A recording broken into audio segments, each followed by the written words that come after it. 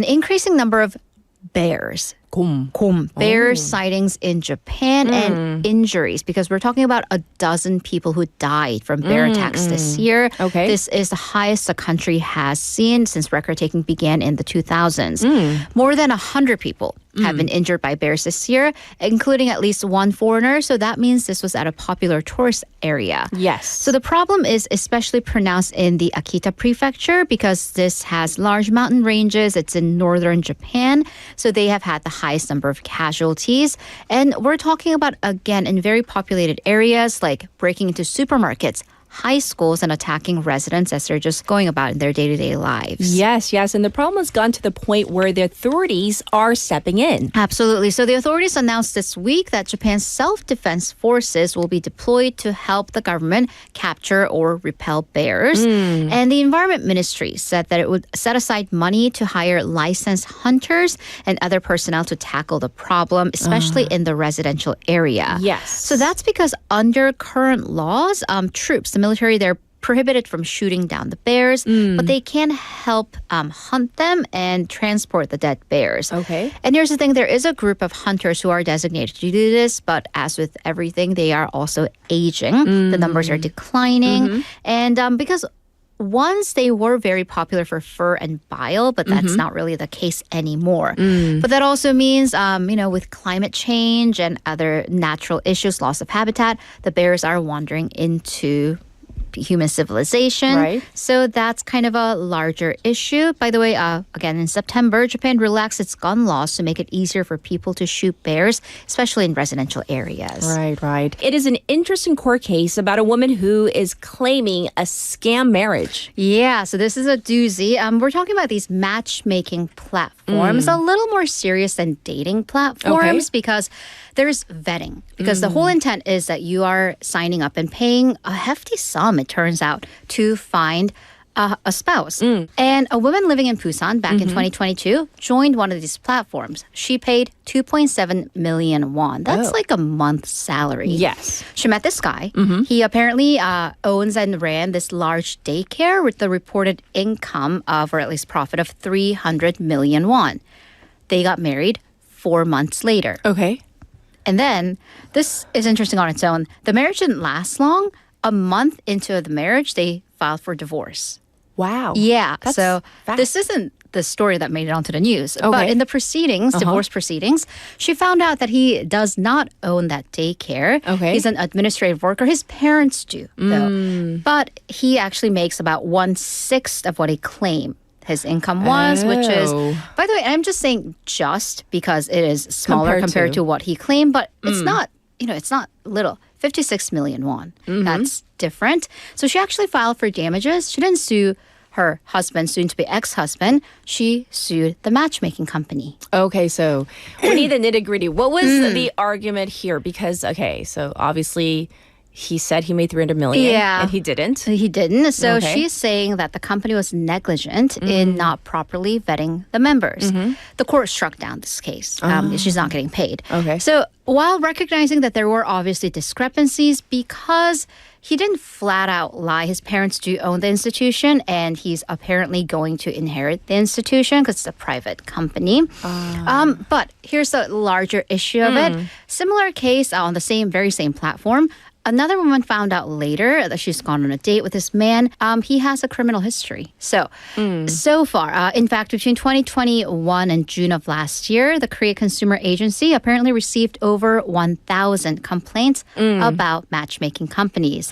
They include money seems to be a large issue, false income reporting. Yes. And how the person looks different in the photo versus in person. But the company's saying this is like the legality gray area because they don't have, again, investigative powers. They cannot confirm income levels, although they do say they very scrupulously vet marital history, school, and job. We have previously reported on the issue of teens without motorists' licenses driving e-scooters and getting involved in these accidents. And now the parents of one of the teens involved are filing a lawsuit against the companies. Right. So multiple parties involved here. This is a JTBC exclusive interview with the parents, the father of one of the teens implicated in a fatal case. Let's talk about this case first. This happened in June of 2023, where two 13-year-olds back then. Remember this? On the same e-scooter, they crashed into an elderly man in his 80s on the sidewalk. He unfortunately died. Yes. The parents, they fully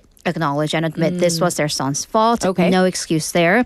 However, the father also said that there isn't a single insurance policy that covers the teenagers in this case that applies to minors, and raised questions as to whether the companies, the e-scooter providers, knew about this. Okay. Because although legally you do need at least a motorcyclist license to be able to operate these motorized electronic scooters, Yes. the kids at the time were able to rent these e-scooters without having to scan or authenticate any form of a driver's license.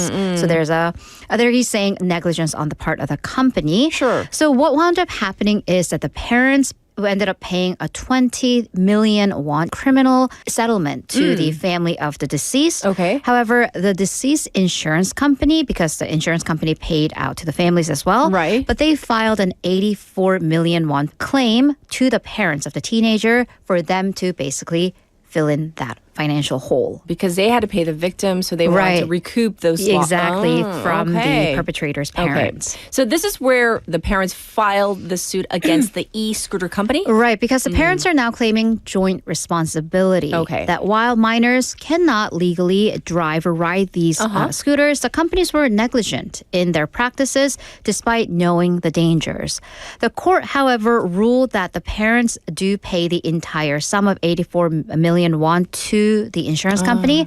However, they said seek another lawsuit. So basically, it wasn't that the companies were not liable, Okay. that they were not going to deal with that scope in that particular lawsuit, advising or telling the parents to seek another lawsuit against the scooter company for joint responsibility. So the father is in the process of preparing for that. Yes. So this could very well be a milestone, a key landmark case in Yes. this civil liabilities case. Right. Seoul City implemented an e-scooter free street as a pilot program, and the response has been overwhelmingly positive. I wonder why. Well, you can imagine, right? So Yes. Seoul City from this past May designated a 1.3 kilometer portion of the very nightlife heavy Hongdae area scooter free, and also a heavily educational area in Banpo as no scooter zones. Yes. This, by the way, not only e-scooters, but also motorcycles and motorized bicycles. Yes. So violators could face up to fines and then plus 15-point penalty against their license, double that in school zones, Okay. 130,000. And based on the survey among citizens, 98.4%, so almost everyone said they like this. Let's expand upon this. Okay. So the policy was also effective. It wasn't just subjective feelings about yay, no scooters. They saw an 80% decline in discarded scooters, the parking jobs. Yes. 77% decline in likelihood crashes and 76% drop in scooter traffic accidents. Yes. And I'm sure pedestrians, do they feel safer too? Absolutely. So 69% of pedestrians, they felt safer. So according to government statistics, by the way, these e-scooter accidents have escalated by 20 times in the past 6 years, Okay. coming to 2,300 2 years ago, 2023. Right. As a result, overall in the past 6 years, 24 people died, 2,600 injured. Over a third of the cases didn't have driver's licenses, and 67% of perpetrators were minors. Yes. All right, we're going to move to our final story for today. It's about the future of humans and how, I guess, we may evolve. I'm scared to ask. Due to technology, Oh, no. right? Because we all have maybe slight tech-related, I don't want to say injuries, but issues, whether that be a text or a tech neck, your forward neck, 거북목, your thumb, stuff like that. It's not pretty. Not that we're not going to be pretty, but it's not We're pretty. always pretty. Oh. Meet Sam, the sofa goblin. Sofa Goblin. This is according to the step tracking app WeWord. They published this digital imagination of what an average person may look like come 2050 if we keep going about our Yes. goblin-esque ways. So I'm quoting them. Overweight, especially around the midsection. Oh, right here. Your belly. Okay. Poor posture from extended sitting or hunching over screens, excessive tech neck, 거북목. And it's not just about the looks, but that can bring about chronic shoulder and neck pain. The pain, yeah. Digital eye strains from looking at your screen way too much, dark circles, eczema, atopy, maybe from lack of sun or exercise, and premature aging and hair loss. Why did they imagine we might look this way? Yeah, I want the science on this, right? Because according to the company, this was a medically grounded projection of how inactivity, lack of activity can affect our physical appearance. So they actually created SAM by sourcing data from the World Health Organization. So this is solid data, the U.S. Center for Disease Control, CDC, and other sources. And then they fed it to a prompt in ChatGPT, which spat out that image. So what is the lesson? Well, sedentary lifestyle, sitting for too long, that really can heighten the risk of not only those physical issues that you see up front, but stroke, heart attack, diabetes, cancer, and even dementia. So let's all get up and stretch. Because we don't want to be Sam. No. No offense to Sam's out there, but Sam the Goblin. Yes. Well, thank you for going over all the Woggly stories. We'll check in with you tomorrow. Thank you, Haley. Have a great day.